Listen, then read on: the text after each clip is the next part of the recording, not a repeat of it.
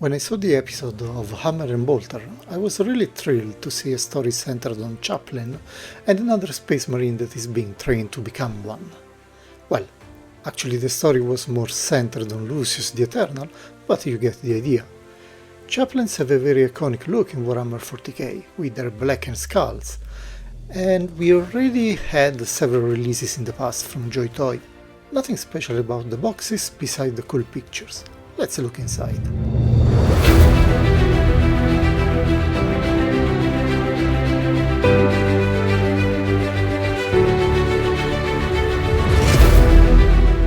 So let's check how the rule of two applies here, and let's start from the one that appears to be the older and more expert of them.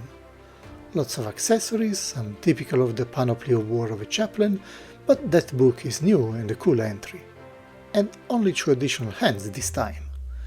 It has a hero level 8, meaning that it is taller than a normal space marine, but in the end it has the same articulation level as other intercessors. So no T-pose because of the huge pauldrons, but quite good articulations and range of movement for arms and legs. I particularly like the protecting armor plates at knee level. They are quite unique to this figure. Lots of details and accessories and nicely shaded clothing parts, like the tabard. There is no highlights, but the rivets at least they are painted.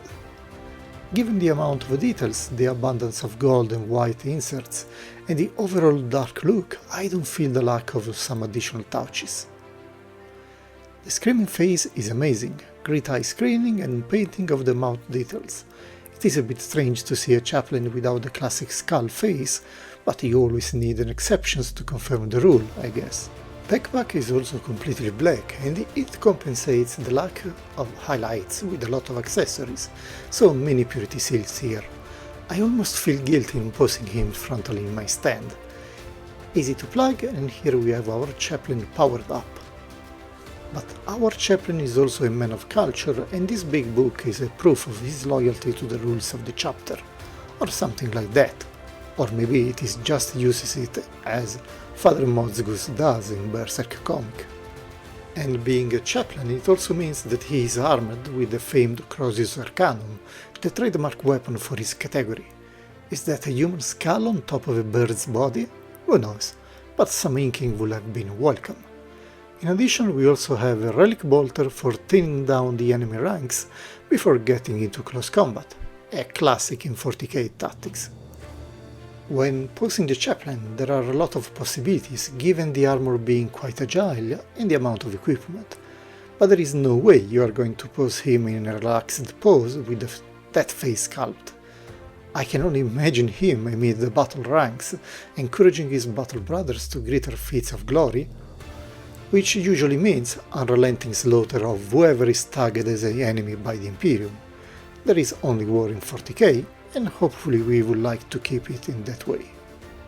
Let's now move to what I believe to be the real news, the Judiciar, a chaplain being a space marine studying to become a chaplain, because apparently there is a cursus honorum to follow before you can get to that position. No idea why the equipment is so different from what a real chaplain will use, but it looks super cool and unique, so who really cares? The armor sculpt and dress is unique to this figure, and I love the general aesthetic. There are a lot of details, some lighting for giving more depth to the otherwise completely black armor, and we also have these nice brown leather gloves. And the vest instead has some highlights that, to be honest, appear to be a bit rough. While the legs armor is quite different from the usual space marine armor, it is more similar to the Custodes in this regard. Everything is completely black, of course. Then we have this half-covered skull helmet, which has some amazing metallic eyes that, no matter how you turn it, always seem to look at you. A bit scary, but at least he is on the same side of humanity, hopefully. The backpack is quite simpler than the chaplain variant, with only that gold decoration in the center to add some variation. Apparently he will need more experience points before unlocking the cooler backpack.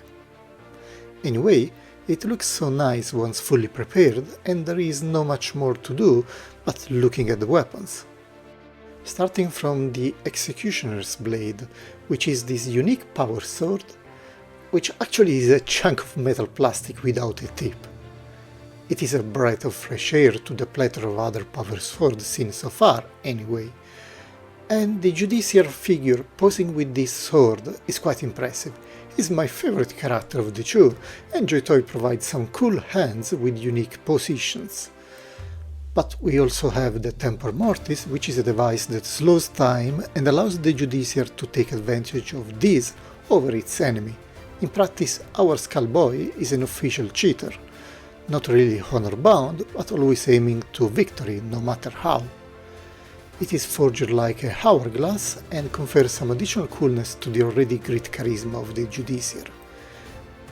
When posing him, I'm really struggling, since all possible poses are great options, from those using the Tempor Mortis together with a sword, announcing to the opponents that their time has come, to those that are more sword-oriented, thanks also to the additional hands that are included and that allow some really badass poses.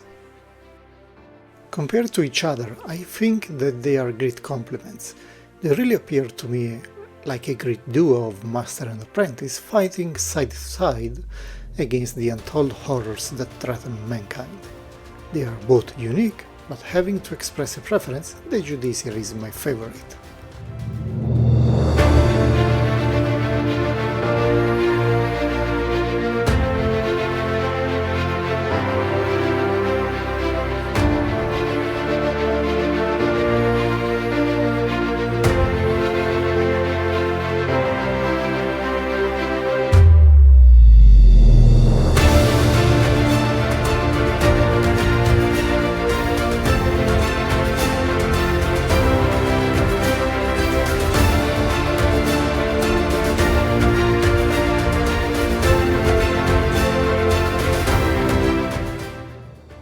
They are on the tall side of our display shelves, but they are not giants, comparing favorably against standard intercessors. Captain Corvor is only slightly taller, but he wears a Gravis armor, so this is expected. But they still compare favorably in my book because of the large bulk. And being branded as ultramarines, let's also compare them to the chapter hero and one of the honor guard with a power axe. All these new figures appear to be a bit larger than normal intercessors, which is a good thing for me. The Chaplain and Judiciar specifically really stand out because of their unique traits, the black paint, and unique accessories. If you got so far, congratulations, let's wrap this review up. If you are an ultramarine collector, I think that these are great figures to add to your inventory. They can be found at reasonable prices, often during sale events, so even getting both is a good option. My personal preference is for the Judiciar because I think it is cool and more unique. What is your favorite instead? But having said that, I thank you for watching so far, have a nice rest of the day, and like the video and subscribe to the channel like a real chaplain.